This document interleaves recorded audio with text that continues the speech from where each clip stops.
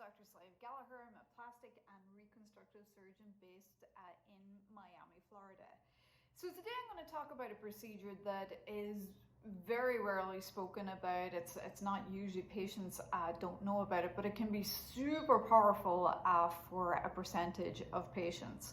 So when we learn about plastic surgeons as baby plastic surgeons or residents, we learn about facial aesthetics and what are the proportions, what are the typical measurements that make what is perceived as a beautiful face.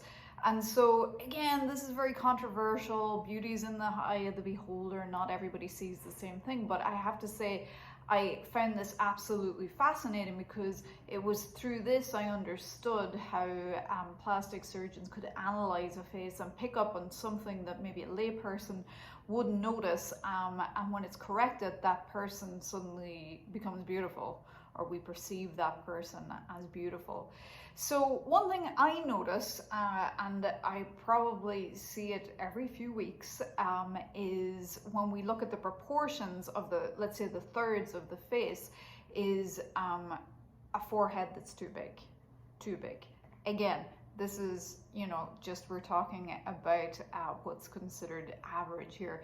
But when the distance between in your mid-pupillary line, which is the middle of your pupil, if you measure the distance from the arch of your eyebrow to your hairline, typically in women that should be about 5 centimeters, and in men 6 centimeters. So a lot of times in facial feminization, it will be one of those steps that we do to bring a transgender woman closer to having a feminized face.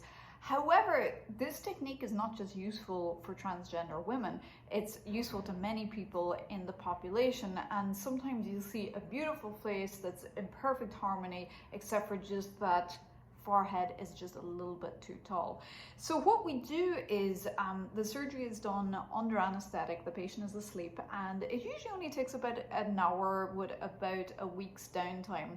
And what we have to do is we measure what we can get away with getting rid of, and it's usually about a max of 2, maybe 2.5 centimeters, and that's oftentimes all a patient will need. And what we do is we'll design an incision so that we redesign the hairline, and we bring it back into the hairline and bring forward that hairline, and in that way really powerfully reduce the patient's forehead.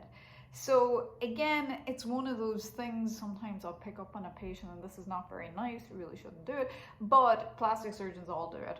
And we'll see a patient and we're like, oh, if only we could reduce that forehead, they would have a very typical, what's considered to be a beautiful face. So that is a forehead reduction. We're not talking about any bony changes. Just reducing that distance can be so powerful in harmonizing a face.